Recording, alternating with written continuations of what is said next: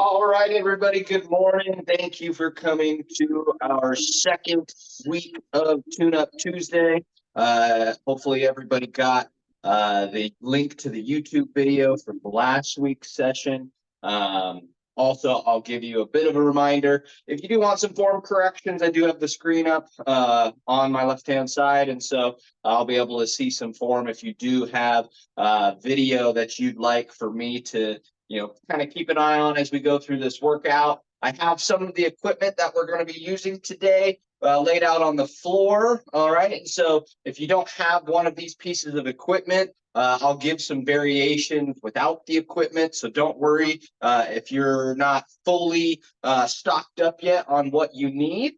But what we're going to be focusing on today, last week, and as people start joining the room, I'm just going to have to, get the screen going. So I am here by myself. So just beware if I do kind of pop off screen, it's probably because somebody joined the chat.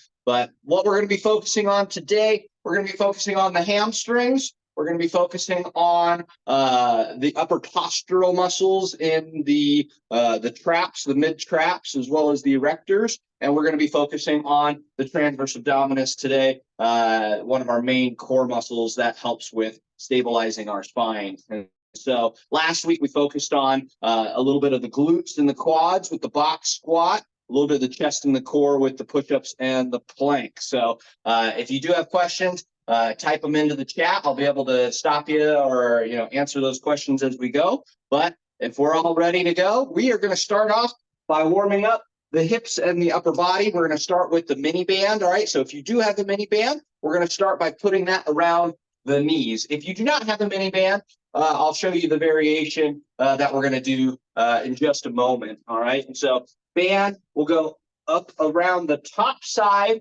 of the knees. All right. And so what we're going to be doing here, we're going to get into what is called a quarter squat. So it's not a full deep squat. We're only getting down to about maybe 60 degrees of flexion through the knees. Okay. I like to put my hands on the back sides of my glutes so I can actually feel the glutes working. And what we're going to do is we're going to do a single leg, double leg external rotation. So we find our squat. And if you don't have a band, you're going to mimic this without the band. So we're going right leg. You want to keep the foot planted down. That shouldn't move. Back to center. We're going to move the left leg. Again, keep that foot planted. Back to center. Now both legs. So A, B, C. We're going to go through that 8 times. A, right. B, left. C, double. That's 2. Right. Left. Double. That's 3. Feel those glutes working in the back. Right. Left. And double. That's halfway 4. All right. Again, feel those burn. Feel the glutes starting to burn a bit. Right. Left. Double. That's 5. We got 3 more. Right. Left. Double. 2 more. Right. Left. Double. Last one here. Right. Left. And double. Good. All right. So you should feel those glutes being pretty active. All right. Right at the sides of the hips and just above. Keeping the heels on the ground. That is correct. Kirsten, good question there. That foot should stay planted on that particular movement. If you start to lift the foot, you're going to put it more into like the side of your leg rather than your glute. So keep that foot down. Allow the muscle to go through the range of motion that it has. All right, take that band off. You're going to put that band around the forearms now, okay? So it should be just below your elbows, all right? And if you don't have a band, what you're going to do is you're just going to pinch your elbows at your sides with your hands, palms face up to the ceiling, and you're going to rotate those hands around your torso, feeling the pull through the external rotators of the shoulder girdle and the rotator cuff. With your band, all right, palms are going to be facing. Hands are going to be outside of your elbows, all right? You're going to pull the band down and out across the chest to show your palms forward. You should feel the pinch right between those shoulder blades, all right? We're going to do 10 of these, all right? So we come back to center. Down and around, show those palms. That's 2. We're doing 10 of these. Down and around. 3. Feel the pinch between your shoulder blades. Feel the lats underneath the armpits start to work. Feel the back sides of the shoulders work in those rotator cuffs. Very important postural muscles here that help us, especially when we're running, or we keep that nice, long, strong time trial position on the bike. All right, that's 8. 2 more. 9 and 10. Very good. All right, go ahead and relax. So we worked up the hips, we worked up the upper body. All right, with these workouts, we definitely want to emphasize upper and lower, and so we want to warm up both. All right, the first main movement that we're going to do, all right, everybody, I would like for you to grab either a PVC pipe, a mop, a broomstick, any type of long stick item that you can hold up against your back. We're going to start with what's called the Romanian deadlift. Very good hamstring movement, and then a very good movement that we can progress into higher level strength training as we go. So grab your mop, grab your broom, grab your PVC pipe. I'm going to grab mine, and then we'll get to it.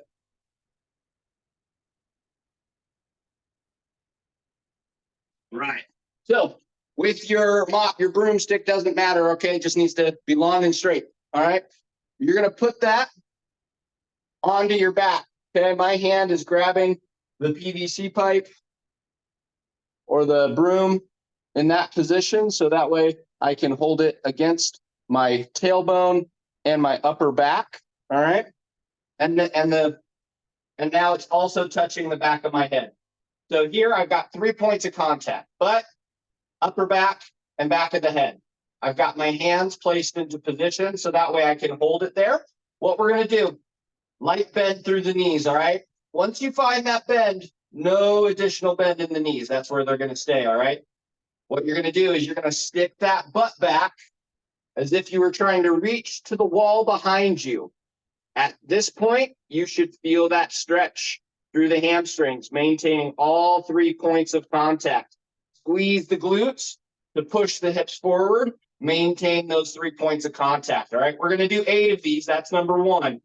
All right, we're hinging over, finding the hamstring stretch. Squeeze the glutes to stand, all right? The only thing you should be concerned about is, are my hamstrings stretching, and do I have contact with the pole at all times? If one or both of those things are not true, we need to figure out why, all right? The common mistakes with this: A, you lose connection with some point of the pole, and then B, you're too squatted. Push the legs up, squeeze the glutes, and maintain that contact with the pole. You'll find that hamstring stretch. Let's do last one here. Very good, and relax. So this is a great tool so that you can use to make sure you are in the right position. Super easy. Everybody should have, some type of cleaning supply at the house. What we're going to do now is we're going to progress that to a slightly more challenging variation. We're going to add some resistance to it. So you've got 2 options, all right? And if you don't have either of these options, you're going to continue with body weight. All right, option 1 is a band with handles, or you can use the big loop band that we've also talked about. You're going to step on that band, and you want to find a spot where you can have tension at the top as well as the bottom. So if you need to create a little bit of slack in the band between your feet, go ahead and do that, all right?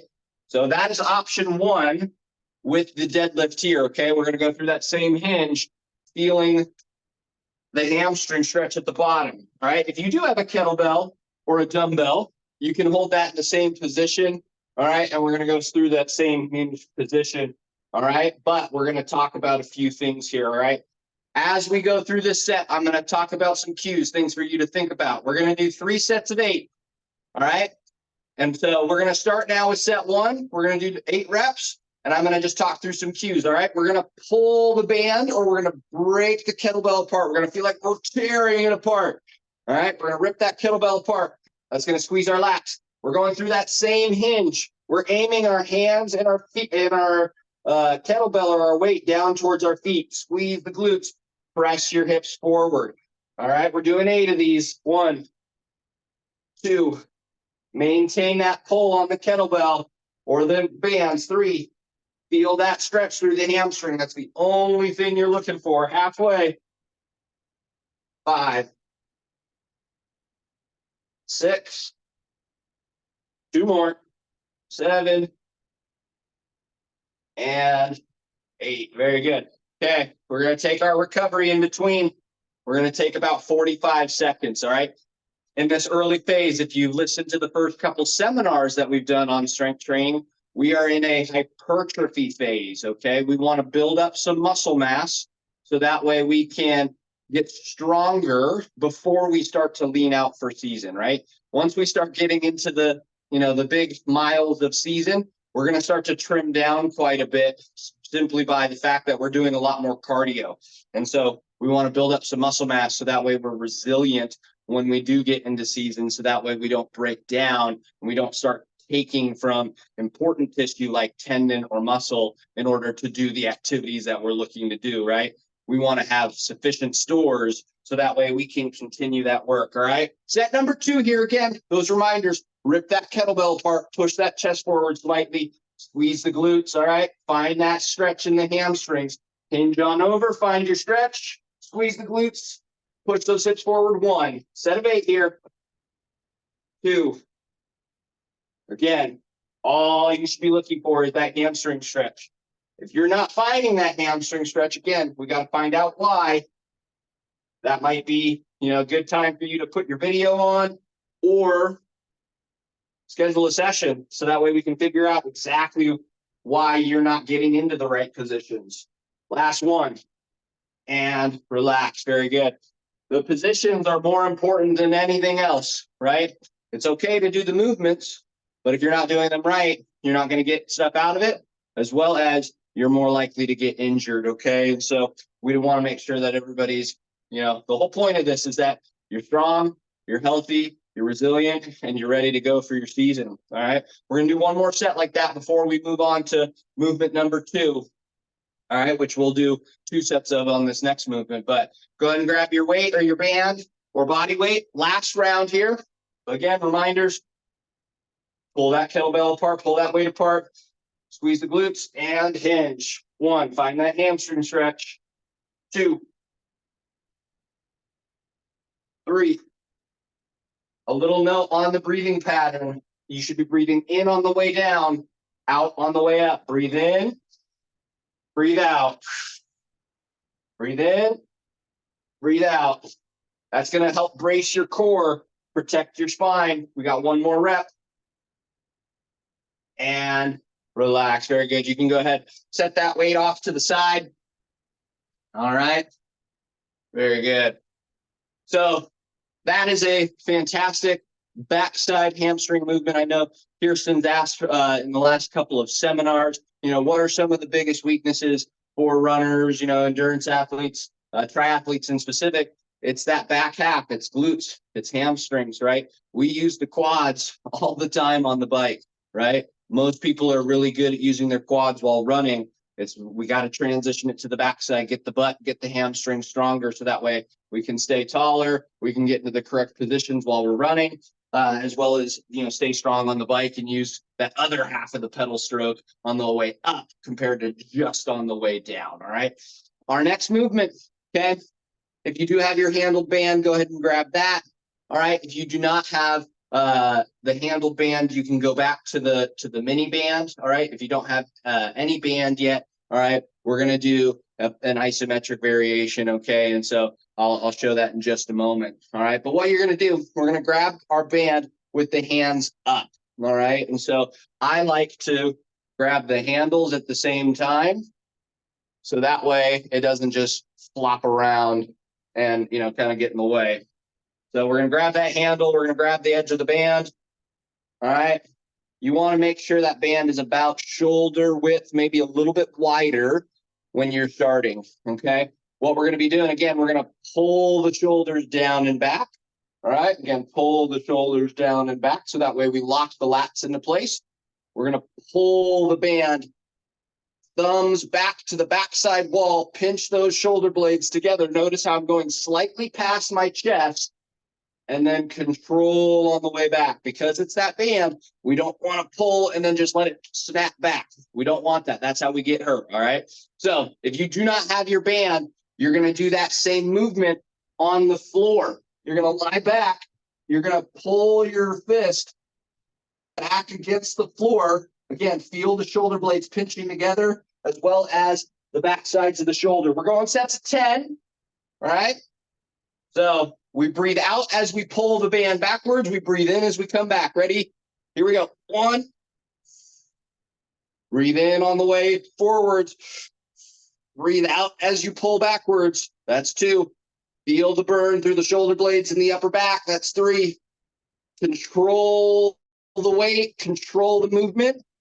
All right? We need to own the movement. Don't let the movement own you. If it's snapping back, either A, your band is too heavy, or B, you're just not focusing enough on the movement, right? It's all about the intention of the movement. Again, you're not doing it right. What's the point in doing it? We got one last rep here. And relax. All right, again, 45 seconds rest. The burn should be in the back sides of those shoulders, between those shoulder blades.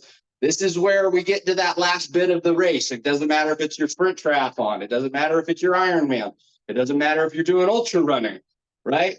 I'm sure all of us have seen that person crossing the finish line, or maybe we've been that person crossing the finish line where we're just like doing everything we can to make it, right? And it's like, man, that person's going to fall over at any moment. These are those muscles that keep us nice and tall, all right? So second set here, again, pull those shoulders down and back. Breathe out as you pull backwards, in as you come back. Ready, and go. 1. 2. Again, pull those shoulders down and back, thumbs back to the backside wall or down into the floor. 4. Halfway, 5 more. If you notice that your upper shoulders are doing more of the work, if you start to feel like you're shrugging, aim the band down towards those lower ribs. That's going to help you pull the band down and use the correct muscles. Last one here. And relax. All right, very good. Very good. You can set that band or, again, your weight or anything off to the side. All right, we've got one last movement that we're going to go through. Hopefully everybody's having a good workout this morning. Again, we're hitting on some really important things. Again, the lats, the upper thoracic spine that keeps us up and tall while we're running as well as on the bike, and then those hamstrings. The last movement that we're going to do is called a dead bug. It's for your transverse abdominis, all right? You have 2 main abdominal muscles. You've got your rectus abdominis. That's everybody's 4, 6, 8, whatever pack you're God-given with. Everybody's got one, all right, even if it might be a little hidden, all right? And then you've got your transverse abdominis. It's the one that sits underneath that show muscle, all right? That's what actually supports your spine. If that muscle is weak, your core is not strong, okay? Your core is going to be weak as well. So everybody's going to lie down on their back, all right? We're going to do 3 things to prep this movement, all right? The first one is you're going to lift your head, your shoulder blades, and your shoulders off the ground, doing a mini crunch, lifting that chest up towards the ceiling, okay? You should feel your lower back flatten into the ground, okay? The second thing we're going to do is we're going to pull the knees up, and then we're going to place our hands on our knees. We're going to all start with just the feet-based version of this. Hands are going to stay here, okay? We're going to reach 1 foot out towards the wall. Maintain that lower back touching the ground. There should be no space there. Pull that back and repeat. Breathe out as you reach. Breathe in as you come back. We're going to do this for 30 seconds, all right? Again, the whole point is that you keep your back flat down on the ground. If not, that muscle that we talked about is not working, all right? If you are having a hard time doing that, 2 things might be happening. Either A, you are reaching too low with your feet, all right? Reach the foot a little higher, and that'll help with that. 3, 2, 1, and relax. All right, the other thing with that might be you just might not have awareness of where that actually occurs, okay? So what you can do, you can either put a band underneath your back, or a t-shirt or a towel, which will allow you to feel that you are physically pushing into it. And then you can pull on that band or towel to give you a reminder or say, am I actually pushing down or am I not? Okay. That gives you a really good cue as to why that, is or isn't happening. All right. We're going to go into set 2 here. We are going to add in the arms this time. Okay. So we find our positions again: head, shoulder blades, shoulders up, knees and feet up off the ground at 90 degrees, hands on the knees. Okay. Everybody's going to go in sync with me. We're starting in 3, 2, 1. We're going to go right hand reach, left leg reach, and back to center. All right. Right leg reach, left arm reach, back to center, and alternate. All right. Keep that going. Breathe in as you come to center. Breathe out as you reach. Very good. Keep it up. All right. Again, feel that core burning. Feel the lower back pressing into the ground. These are the muscles that stabilize you while you're swimming, while you're running, while you're biking. They keep that spine, that lower back stabilized as you go through these movements. 2, 1, and relax. All right, very good. That core should be on fire right now, especially if we're doing it right, all right? Everything there should be tense. It should be doing a lot of work there. All right, we have one more round. We're going to start in 10 seconds. This is our last movement today before we go into a bit of stretching. All right, get you going on your day. 3, 2, 1. Find our position and let's go. All right, left leg reach, right arm reach. Come back to center, switch, and repeat. Okay, again, notice the speed of this movement, right? Lots of core movements are done much, much too fast. All right, the slower your core movement is, the harder it will always be, all right? Unless it's a power-based core movement, all right? But if we're looking to just stabilize our spine, stabilize our core, the slower you go, the better. 3, 2, 1, and relax. All right. Very good. Fantastic. All right, bands, everything else can go to the side. All right, we are going to grab a foam roller, all right? So everybody should have a foam roller. We're going to grab that now. All right. So today we focused on the hamstrings, the thoracic spine, the postural muscles, as well as the abdominals, the transverse abdominis specifically. We're going to work on some postural positionings with the foam roller today, okay? So the first thing that we're going to do, we're going to roll out that upper back.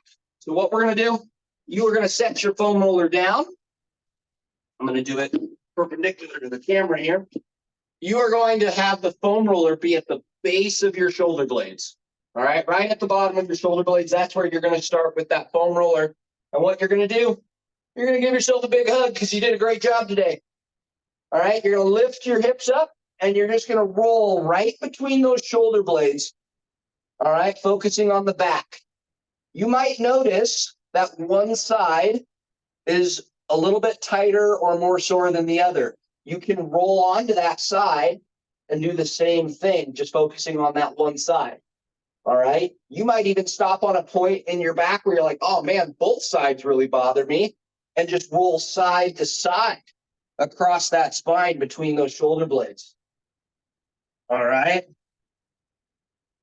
So when we are, sitting around, or driving a lot or whatever, our job may be, we tend to, rather than sitting with good posture, we tend to, round out, kind of get this more hunchback position.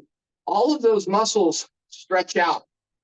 And when they do that, they don't like that. They're overly stretched. The fibers within them say, hey, that's not a good position. So what they do is they tighten up in order to protect themselves. But by doing that, they cause other problems. They cause tension through the back. They cause headaches, right? Lots of other issues. So we got to take care of them by, doing our due diligence and working through these positions, all right? The next thing that we're going to do, all right, you are going to sit on top of the foam roller, and we're going to lay down on it longwise. So we're going to throw that foam roller under us.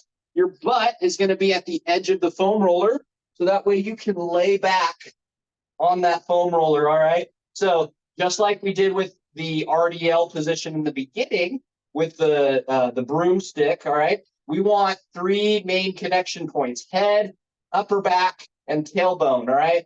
We're going to do snow angels in this position, palms facing up towards the ceiling, okay? You're going to pull those pinkies all the way down till you ideally touch the foam roller at the bottom end. If you cannot, all right, that's okay. Go as low as you can while still keeping your hands on the ground.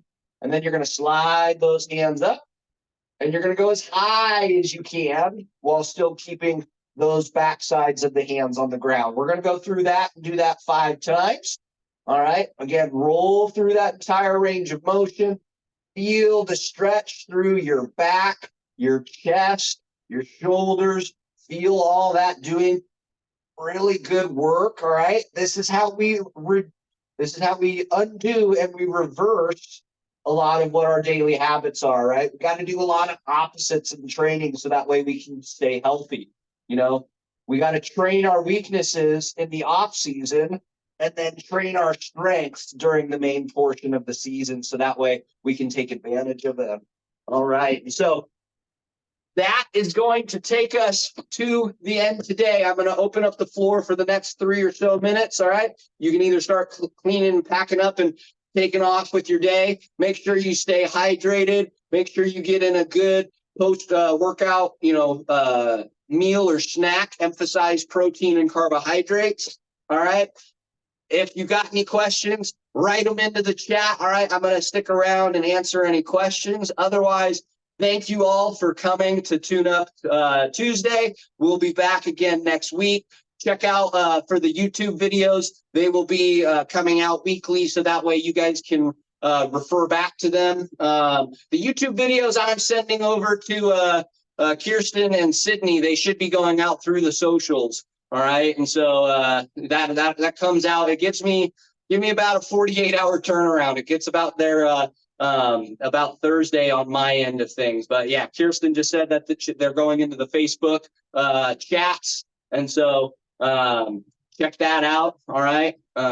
Again, any questions, stick around. Again, thank you all for coming. And next week, we're going to be focusing on bridge and lateral patterns. Okay. And so we're kind of setting the foundation for a lot of our main movements. Last week was glutes, quads, and the chest and postural muscles. This week was hamstring postural muscles. All right. Next week is going to be glutes again, as well as lateral muscles. Okay. And so the second to last exercise. So that one, the pull aparts. Is that correct?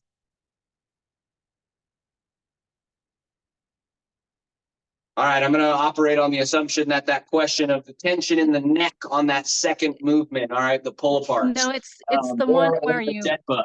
I'll talk about both. So if it's on the pull aparts, chances are you're pulling the band too high. So I'll pull my band out so that way you can see that again. So if you're having tension in the neck, you're pulling the band too high, and that's going to cause your shoulders to shrug. So what I'd like to see there is that you pull the band down and across more like your sternum or your lower ribs. So that part on that movement. All right. If it's on the dead bug, all right, the core base movement. All right. Sometimes the one on the floor. Okay, cool. Thank you, Deborah. So the second to last one. Okay. The core base movement. So again, the same muscles that cause the tension in that secondary movement, or the banded one that I just showed you, it's because the upper traps and the levators are overly tight. I love this little tool here, the Theracane. All right. I'll post a link to this in the YouTube video for this week. All right. But you can use this to massage out the shoulder blades and the neck. All right. A lot of that tension in the neck, again, because the muscles on the backside are too tight from doing this position where we're, again, typing, driving, phone work, right? And so if we're actually able to lengthen and strengthen those, that pain and discomfort will go away over time. A good adjustment, if that is bothering you still, rather than having the arms do their motion as well, do closed fists with the hands. Place them at the base of the head like this, not grabbing them, okay, but place those closed fists at the base of your head and support your head that way as you go through that same movement. Okay, that'll help you relieve that tension in that particular movement and position. So give that a try, all right, especially as you practice this one throughout the week. But great question. And again, if anybody has, perfect, tons of tension there. All right. And so, like I said, this thing is invaluable. It's like $39 on Amazon. I've had mine now for about 5 years. It's still intact, and it's a godsend. I use it before every swim. I use it before most workouts. All right. If you have neck or upper back pain or shoulder pain, this is like a must-have tool. So again, I'll post the link to it in the YouTube video. But if there is no other questions, thank you again all for coming. Have a wonderful rest of your week, and come back next week for our glutes and our lateral work on Tune Up Tuesday. All right. And again, if you have any questions, hit me up on social media, Facebook, you can find me, as well as on Instagram, C4, the letter C, the number 4, triathlon. If you have any questions, send me a direct message, or you can call into the office and schedule an appointment, all right? Again, the links to all that are in the YouTube videos, as well as the pricing guide that I sent over to your leaders there at SAC Tri Club. So again, thank you all for coming. Have a wonderful weekend or week, and then into the weekend, and I'll see you all next Tuesday. All right, have a good one. Bye-bye.